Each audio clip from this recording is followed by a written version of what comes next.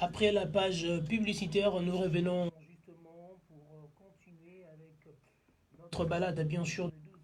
Merci à nos partenaires, hein, donc à tous les annonceurs qui ne cessent justement de nous faire confiance. Vous également, vous avez votre entreprise, votre société, votre firme. Donc, vous avez les articles à vendre nulle part ailleurs que sur Digital Congo FM, la radio qui couvre, qui arrose toute la République démocratique du Congo, la 106.5 MHz. Devant ce microphone, c'est le vôtre. Mon nom à moi, c'est Enoch Azobi et Naz.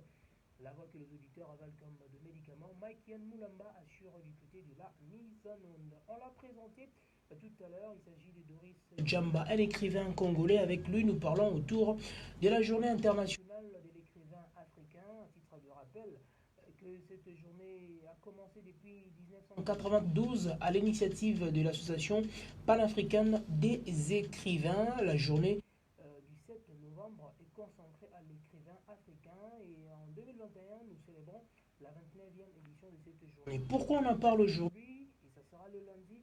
Et oui, pour nous permettre déjà donc de se mettre dans la peau de cette journée. Et comme vendredi culture avec Doris Djamba. Doris, si je reviens sur vous, dans l'entrée des jeux directement, cette journée internationale de l'écrivain africain représente quoi très exactement? Oui. Merci beaucoup. C'est une journée qui est vraiment commémoriale pour nous. Ouais, parce qu'il y a des pionniers qui ont marqué et ça nous aide toujours à se souvenir de leurs œuvres et voilà.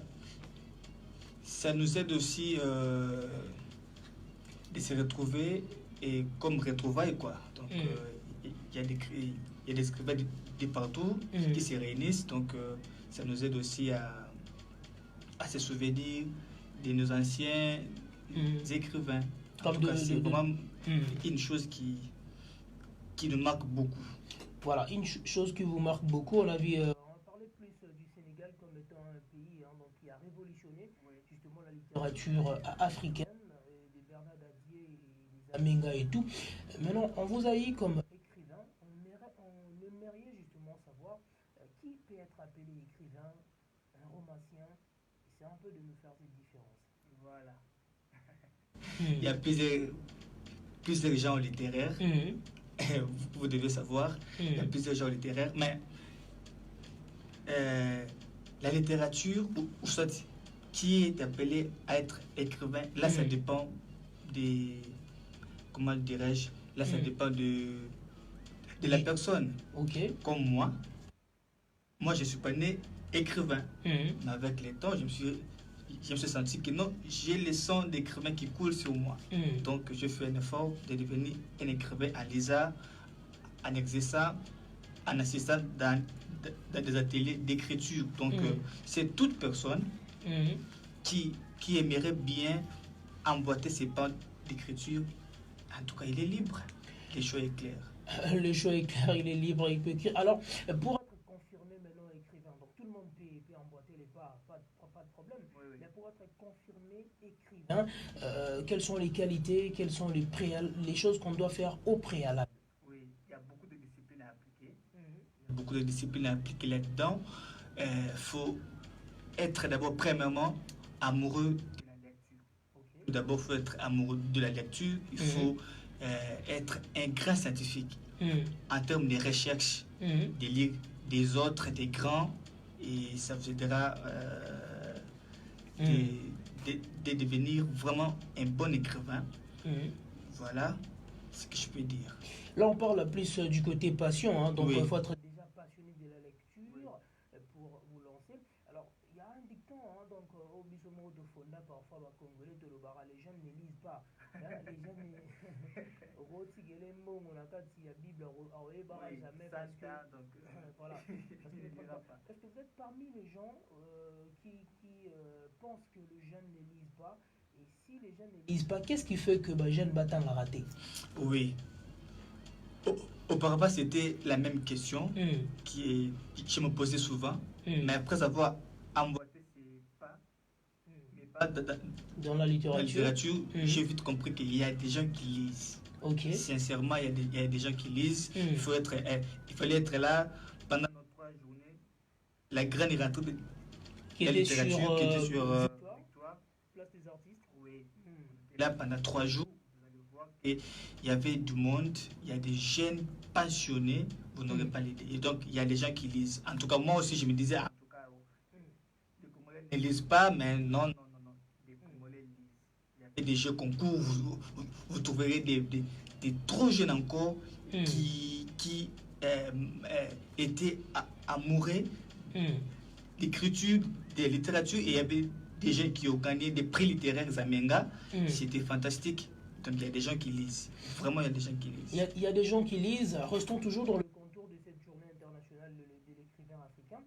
Vous, étant que les écrivains congolais, qu'est-ce que vous prévoyez justement pour cette date du 7 novembre? Parce qu'on a vu déjà au Sénégal, en Côte d'Ivoire, il y a des activités littéraires qui sont en lice pour le 7 novembre. Est-ce que vous pensez également à ça par rapport à vos organisations, ou l'État aussi a prévu quelque chose pour Exactement. Je voulais aussi soulever ça. En tout cas, c'est ma toute première fois. D'abord, je dois vraiment être sincère avec vous. Et de voir la ministre des Cultures et des Arts s'implique pour la toute première fois par rapport à moi. Depuis que je suis devenu écrivain, cette fois-ci, on a du 13 au 19 novembre. Oui, nous serons au Musée national. Voilà, il y a grand dans le musée national de Kinshasa, qui est maintenant sur boulevard Triomphal. Nous serons là du 13 au 19. Donc il y a une grande fête qui passera là-bas. C'est ma toute première fois d'abord de voir l'État congolais impliqué dans l'écriture. Voilà, parce que on sous-entend que la musique seulement qui est majoritairement consommée, beaucoup de gens pensent que c'est ça seulement la culture, alors que la culture elle est vaste. Il y a plusieurs disciplines, comme il y a la peinture, il y a tout ça. Il y a le cinéma, il y a beaucoup de choses. Aujourd'hui on parle de la littérature. Alors de vous-même, lorsque vous regardez la sphère, donc de votre métier étant que écrivain, quelle est votre analyse que vous faites par rapport à ces mondes des écrivains, à partir d'abord des écrivains congolais que vous êtes, et également des lecteurs qui s'en procurent de vos œuvres? Oui, je vais commencer d'abord par nos lecteurs. Oui. Je crois hier on avait parlé de ça au bureau chez moi. Oui, il y a des lecteurs qui... Et à chaque fois que vous publiez une œuvre, vous allez voir qu'il y a des feedbacks, des lecteurs qui vous disent non, ici, pourquoi tu as écrit ça? Trop de questions. Moi, j'ai cette chance-là. Il y avait un ami qui avait défendu avec le roman Philo Femme d'affaires. C'était waouh. Il a bien défendu comme si c'était lui l'auteur. Donc ça m'a beaucoup fait plaisir, et je sais très bien que non, à chaque fois que nous publions, il y a toujours des interactions avec nos lecteurs. À ce qui concerne la sphère littéraire, oui, je dirais que donc cette question-là, je dois répondre ça par rapport à ce qu'il y a quelques questions ici que je vais soulever par rapport à l'évolution de la littérature dans notre pays. Nos difficultés que nous rencontrons pendant les exercices. Par rapport aux difficultés là, donc on va arriver là, par rapport aux difficultés pour ces analyses. Maintenant, quand vous cochez quelque chose sur papier, donc ça devient une œuvre littéraire, ça a vraiment de l'inspiration. Vous devez vous inspirer pour écrire. Donc vous n'écrivez pas seulement pour écrire. Alors d'où proviennent justement ces inspirations, et comment vous vous inspirez quotidiennement pour arriver à nous produire justement des livres? Voilà. Moi personnellement, mon secret est que j'aime beaucoup écouter des histoires. Et puis j'aime beaucoup lire des histoires. C'est mon secret. Parce que j'aime beaucoup écouter des histoires, parce que je sens très bien, et ça me motive aussi d'écrire. À chaque fois, j'ai plusieurs œuvres écrites. Pourquoi? Parce que j'ai juste entendu quelqu'un parler de quelque chose et ça m'a directement inspiré. Donc vous êtes tellement curieux à écouter les autres. Voilà, j'aime beaucoup écouter des histoires lire les autres, ça m'inspire énormément. Donc, je ne suis pas déjà des personnes qui sont allées dans la bibliothèque. Il y a d'autres qui restent un peu solitaires à leur coin pour réfléchir. Non, moi, je ne suis pas comme ça. Même dans des bruits, donc Oui, vous moi, inspirez. même dans les bruits, je suis toujours inspiré. J'aime toujours être comme ça. Voilà. Alors, là, c'était déjà inspiration. Maintenant, vous êtes dans le métier depuis 2012. Oui. Vous avez commencé à écrire. Jusqu'au jour d'aujourd'hui, quels sont les avantages en actif que vous avez déjà recueillis qui vous met toujours en confiance de rester dans ce domaine ou dans votre métier d'écrivain? Oui, je dirais bref, la littérature m'a ouvert beaucoup de portes. Ok. Là, je dois être sincèrement. La littérature m'a ouvert beaucoup de portes à l'étranger et même ici au Congo. Au pays? Oui. En tout cas, j'ai des opportunités de rencontrer des grandes personnes à cause de la littérature. À ce qui concerne en termes d'argent, oui, petit à petit, avec la littérature, oui, ça promet. Mais en tout cas, la littérature nous ouvre des portes, des très grandes portes, tu n'auras pas l'idée. Parce que aujourd'hui, j'ai des grandes relations seulement à cause de la littérature. Voilà, des très grandes relations à cause de la littérature. Vous qui nous joignez en cours de diffusion, sachez que vous êtes en direct sur Digital Congo FM dans votre tranche d'animation 12-15. Enoch Azoli est naze devant ses microphones. Michael Moulamba assure la mise en onde et nous sommes là avec Doris Djamba. C'est un écrivain congolais. Avec lui, nous parlons autour de la littérature, mais on met plus le point donc sur la journée internationale de l'écrivain africain. Et il est 13h passé des 50 minutes dans ce studio. Alors Doris, dans peu de temps, nous allons déjà nous dire au revoir avec toi. Et Doris, quels sont maintenant le désavantage ou on peut dire les différentes difficultés que vous rencontrez souvent dans ces métiers? Je dis ça partout où je passe. Voilà, je dis ça partout où je passe. Nos difficultés ici au Congo, c'est quoi? Tu vas trouver la personne, lui-même, il est écrivain. Après, à part être écrivain, il est informaticien. Il assure la mise en forme, la mise en page. Lui-même, il est les correcteurs. Donc, il fait tout en même temps. Nous avons beaucoup de difficultés, même dans nos maisons d'édition. Nous souffrons surtout en termes éditoriaux. En tout cas, nous avons des grands problèmes. Alors, comme vous êtes sur la radio qui donc, arrose toute la République, on vous écoute partout en RDC et les autorités également vous écoutent. Alors, quels seraient les messages que vous pouvez passer pour que le gouvernement vous vienne en rescousse donc, par rapport à ces difficultés? Bon, nos besoins est que juste d'arranger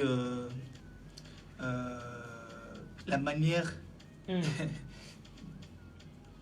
nos maisons d'édition ici au Congo. Oui. Vous retrouvez une maison d'édition, mais il est incapable d'éditer même 3 auteurs. Il dit non, j'ai pas assez de moyens. Donc, il faut qu'il y ait de maisons d'édition qui assument les publications de jeunes auteurs au Congo.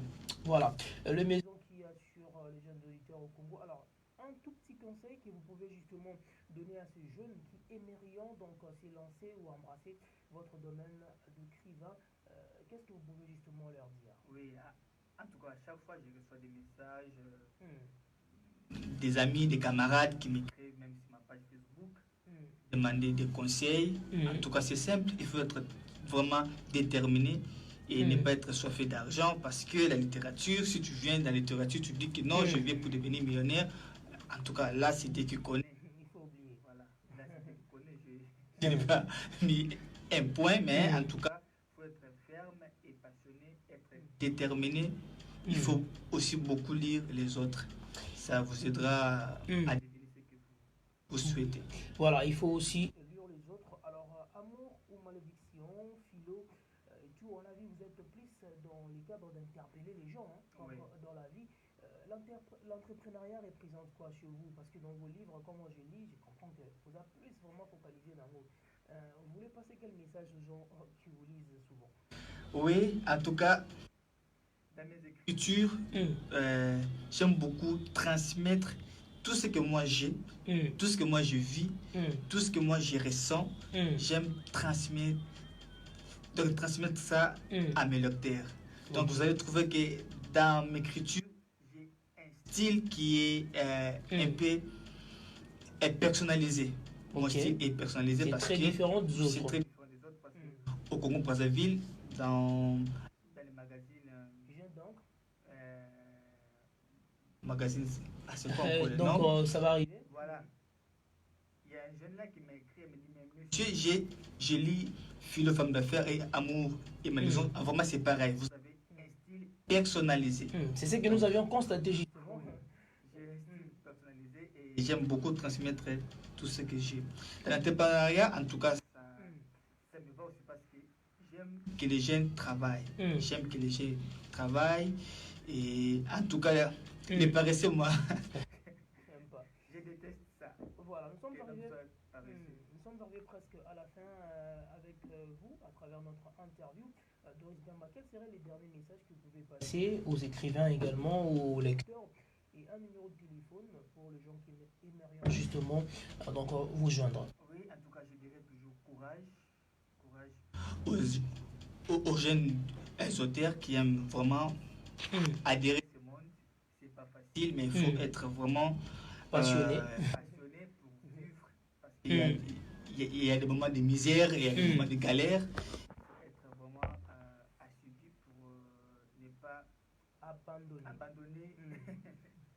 C'est pas facile. C'est pas facile.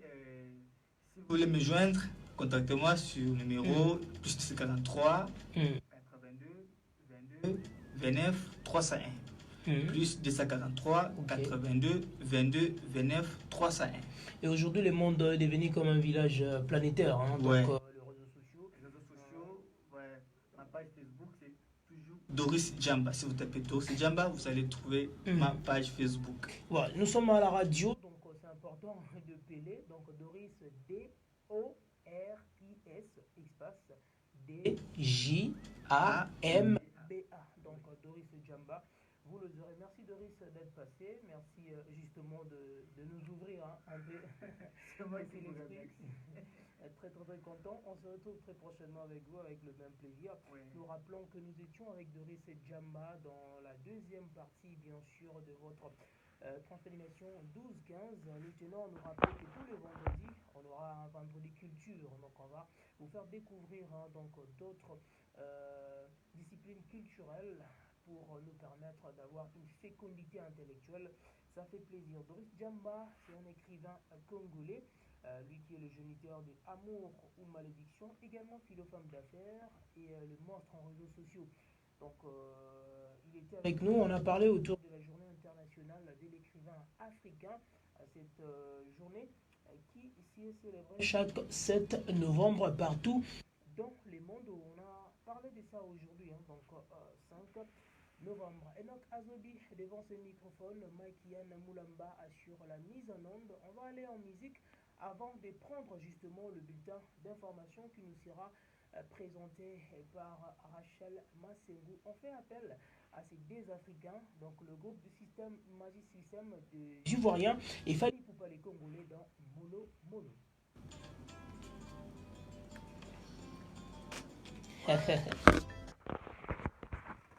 Bien quoi, Doris Djamba, un prêtre, Itaros, Philo, voilà, en direct digital Congo FM,